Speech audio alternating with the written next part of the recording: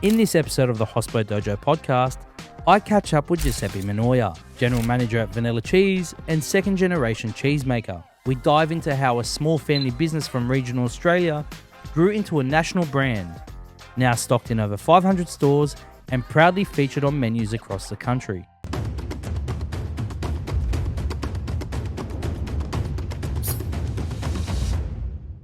This episode is proudly brought to you by Food and Hospitality Week, a major event in Australia's hospitality calendar connecting 15,000 chefs, owners and industry professionals every year. Giuseppe Minoia. Yep. The GM at Vannella Cheese. Absolutely. How long have you been in Australia? 25 years, actually. Yeah. Moved to Australia in 2000. And Italy before? Italy before, yeah. Hadn't not been on a plane before we moved to Australia. Wow. So how old were you when you moved here? 15. And whereabouts in Italy are you from? Southeast. So we come from Puglia, which it's the heel of the boot. Uh-huh. Yeah. The heel of the boot. The heel of the boot, yeah. I hope they can use that boot in they got to keep using it in soccer. They will come back. Not anymore, mate. What's going on? Not anymore. Hey? That's for another day. You reckon? We'll leave that for another chat. Giuseppe, you know, Vannella Cheese has become a beloved name in Australian kitchens. Yep. Can you share a bit about your family story? Yeah, sure. And how it became? So, look, obviously, Dad started making cheese at the young age of 16. He was working in an ice maker, an ice production facility, and a cheesemaker went by to buy ice, chatted, I'll come and try it. Boom, it's 53 years later, he's still a cheesemaker. So this was in Italy. He was in Italy. Wow. Yeah. That was his ever first job. And then 1999, he came to Australia to just show a guy over here how to make cheese. Moved to Sydney. Came to Sydney, and obviously Sydney at the moment was booming because of the Olympics and everything. It was all happening. It was a beautiful era. Yeah. Still is. Yeah. It still is, but 2000 was a different year for Sydney, yes. And so, moved to Sydney and was like, this is fantastic, you know. He came from a background of 16, 17 hours work a day, 18 hours work a day in Italy to sustain the daily production of cheese, because it's like a whole different world over there, you see. Came to Australia and all of a sudden, you know, you could make cheese and put 4 weeks of shelf life on it. And it's like, okay, well... Because you couldn't do that in Italy. No, it's just not part of our tradition. It's not a part of the culture. No, I used to go and buy bread, and obviously didn't buy cheese, but I used to get bread, cheese, and small goods for my grandmother every day. So I'll finish school, I'll go past her house, she'll drop in the money down, I'll go to the deli, I'll go to Mum's deli, get the bread, get the cheese, get the small goods, go back to Mum's, take it to Donna. Every day. It's every day it's a fresh loaf of bread, every day it's a kilo of bocconcini or nodini or burrata or stracciatella, whatever it is. And it's fresh everywhere. It's fresh everywhere. The next day you use it into baking. So if you don't finish that cheese on that day, the next day you're using your lasagna, your cannelloni, your anything, pizza, anything like that. Wow. It's a bit different, yeah. That's phenomenal. Yeah. And you know, I respect that about Italy. They still manage to do that in some parts, I believe. Yeah, where we come from it is. Yeah, in the north it's different, because obviously a lot of the cheese production comes from south. But where we come from, like there's no place. Even when I was driving through Tuscany, I stopped at a place called I'm butchering the name, Massimo Torri, something similar to that. It's not far from Pisa. Yeah. I stayed in a grotto there. Yeah. And I was saying this to Andrea yesterday from is it Basila, the pasta? Basila, yeah. I was explaining to him that, you know, you can really taste the authenticity in the product and just the freshness, because they don't like they stay true to their values. And you're saying it's a different beast. 18-hour production. That stuff won't last here. You got to run 2 shifts or even 4 shifts to get that stuff going. The 18-hour production for Dad was, you know, him getting up at 1 a.m., going to pick up the milk, coming back. His stuff wasn't doing those hours. It was him being a business owner that had to go through the extra steps to get there. Wow. That was a... So when did you join the family business? Oh, well, young, very young. In the summer holidays from school, I'd help out with Dad. I'd help out, sorry, in the cheese factory. And I used to always be in packing. You know, back then, so where I come from, there is no bocconcini. Well, there wasn't. Now there is. There wasn't any bocconcini. So all the daily production was all done by hand. So nodini, treccine, that was our bocconcini back then. And, you know, I used to look at Dad and his guys making cheese, and I'm like, well, I'm never going to touch that. It's too hot. It's 65 degrees curd. I felt it. I I'm felt not it in your touching it, factory. you know? It burnt my hand. Yeah. It's crazy. You know, every time we do a show and Anthony tells a story, that's what I remind me about. I remind me as a young lad going, oh, I'm never going to touch that. And now I'm actually doing it. Yeah. So at what age did you sort of come into that management role? Oh, that wasn't until 2014. So I would have been 30. Wow. Yeah. Yeah. Nice. Yeah. And now as GM, Yeah. what have you done? You know, we know that you've scaled the business immensely from 2014 to now. Yeah. What was the biggest change you made that gave you the most valuable impact to the business? Oh, I wouldn't say like the major change for us was opening up a production in a city. We haven't really changed our business much. Our major change. So from when we were in Cairns to now, it's been actually being more in the center of logistics. So that the product is it's more widely available for everyone. You know, being up in Cairns, that was the hardest thing. And people in Perth are not going to buy cheese from Cairns. Yeah, people in Melbourne are struggle to buy cheese from Cairns. Tasmania, forget it.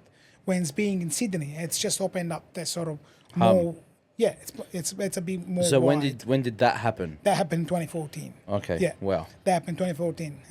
Dad had moved to Melbourne, had closed facility in Cairns. He had moved in Melbourne. He was working out of a cheese factory in Melbourne and found a place to rent in Sydney, and that's when they started. That's how it started. Yeah. Now, the Australian cheese scene has grown so much in the recent years. Yeah. What trends are you seeing in customer preferences now? Definitely fresh cheese. Yeah, I think fresh cheese has grown a lot. I remember when we moved here in 2000, that was the year that they launched the back then brand new Rockdale Plaza. I don't know when was the last time you've been in the Rockdale Plaza, but back then it was brand new. Just opened. They did a massive market on the bottom of on the floor, just in front from Woolies, I think. And which back then it was a Franklin store or something like that. Anyway, yeah. Anyway, and we did a stand with burrata and stracciatella, which back then it was not known to the Australian market, to the Australian people. Italians knew about it, trying it from Italy, but not much burrata, more stracciatella. And you know, we used to get a lot of people trying it and like, oh, this is a bit too rich. Oh, and how do you spell this stracciatella? It was very hard, you know. It was very, and there was no burrata stracciatella in every restaurant back then. That was the first one to put it on the market. But now, the stracciatella and burrata on every menu. You can go to a cafe just outside here and there'll be a burrata on the menu. Yeah. So that's obviously come quite strong. But even in Italy, when we moved here, there wasn't a lot of burrata being produced. Stracciatella was the main thing. But now, there's burrata everywhere. So I guess that, and that sort of then translated into buffalo mozz and a lot of other fior di latte. There's a few other places now they've got fior di latte as a side dish. And so that's where the trends. You're getting that. Yeah. All right. And tell me a little bit more about your sourcing. You're going into that single origin milk now. That's what you're really focusing on. Do you have a really good network with farmers? We do. Yeah, we work through a broker. We work with farmers directly. We try and source American Holstein's milk or Frisian's milk. They're the two types that we try and source. It's very hard. Anthony and all the guys will know very well. That's how I spend most of my days, just sourcing milk. It's not the easiest thing to do these days, not as easy as 10 years ago. But, you know, it's sort of, we have to do that to being able to offer a beautiful product. So, yeah. And, you know, with those challenges that you're facing with, you know, milk supply, and stuff like that. Of course, being being in the wholesale business, in the B2B business, where you're on the forefront, where you're selling to someone, and that person's got to be able to utilize that product and then make money from it. It's not always just going to the end user, right? I know that you take those things into consideration, but what happens when, for example, there's a shortage of milk or there's a price hike? As a business, how do you manage that? So price hikes, we take them on board. So we don't pass them on until the next year's financial year. Which we've... I put myself in say you're at a restaurant, I put myself in your shoes. Yeah, I come to you and say, hey, this is us, this is our products, and this is what we make, and these are our pricing. Yeah, you go on and make your menu based on those prices. I'll come back to you after a month and say, hey, there's a price increase. Sorry, I've got to increase my prices. It just disrupt that sort of level of trust that we formed with our customers, and so we normally take them on board. We normally have a price list that goes out every July, which is the start of the new milk year, but also milk year. And then from there, we if there is anything that happens throughout the year, then we just take them on board until the next financial year. I like that one, the milk year. I didn't know that. That's something you learn every year. The milk year work goes from July to June, same as the financial year. Wow. Yeah. So amazing. The farm gate price, it's stipulated in the last week of June, and then the farmers have got 40 days after that to be happy with it or to question it. Right. Yeah. And do you attend those sort of dairy conferences and milk conferences? Those are done by the big guys. Yeah. So the big guys they stipulate the farm gate prices. So your Biga, your Bula, your Saputo, they're the ones that stipulate drive the farm gate price, because they the ones that move the majority of liters of milk, So, yeah. Oh, well. Yeah. And do you see yourself, potentially going into, direct to source, getting your own farm, doing your own milk? Yeah. We always on the hunt for that. So we've gone up to see a farm last week. I went to see a farm about a month ago. So we are doing that as well as part of the whole lot. Yeah, absolutely. Because what I've seen in the market now more than ever is that farmers are happy to partner with certain brands like yourselves, and to stipulate for them. It gives them a sense of security. They want to know that their product is going in the right hands as well. And I'm sure a lot of farmers are getting their fair go and stuff like that, and especially with all the talks with Woolies and Coles and all that sort of stuff that happened before.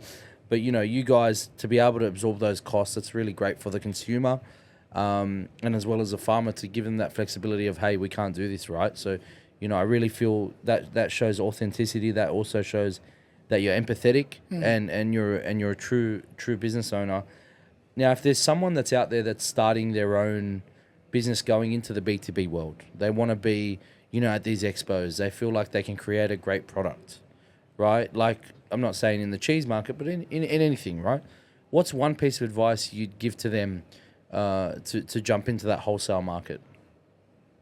Well, I guess for ourselves, the main thing is stay authentic and believe in what you sell, believe in yourself. That's the main thing for us. Jump in the wholesale market, obviously, know about your market and where you're selling it. They're probably the main three things. So believe in what you sell, stay authentic, and have a knowledge of where you stand. What market you're standing in. That's amazing. And you've also gone into the retail market as well. Yes. How was that challenge for you? Yeah, big one. Very big, because it's like chalk and cheese. Yeah, we've always only dealt chalk cheese. Yes. It's pretty funny. We've always dealt with chefs and people that have some sort of a minimum understanding about what you're selling. Now all of a sudden we go into a market where there's a lot more explaining to do. There's a lot more education to do. So it's been challenging. That's where having anything on board has been a lifesaving for us, because of all the education that we've been able to do it afterwards. So, Well, that's great. And where do we see Vannella in the next 5 years? Oh, doing what we're doing, I guess. Yeah, doing what we're doing. Enjoying. Being at these events, enjoying producing our cheese, and not very far to where we are now, to be honest. We're in a very good place. That's amazing. Happy where we are. Well, you deserve it. It's been a beautiful family heritage. Hopefully this can pass down to further generations. We seen that last time at the factory. You had other generations working in there. Yeah. So my sister's kids. The second generation's coming through now, and really, really taking it on board. Yesterday I met with Emma Brown from Brown Brothers. 167-year-old family business. Wow. Isn't that beautiful? Fourth generation family door, and they just released their 0% product. So, to see innovation still happen, not stagnate, and I really feel like I could see that for Vannella Cheese in the years to come. You're you guys have become a household name in many restaurants. You're certainly an institution, and you've created an amazing product. So thank you so much for giving me your time. I know it's busy to come off the floor, but I hope we overshot your expectations in this podcast and you enjoyed the show. Thank you. Thanks, Paul. Thanks for having us. Cheers. Perfect. Thank you.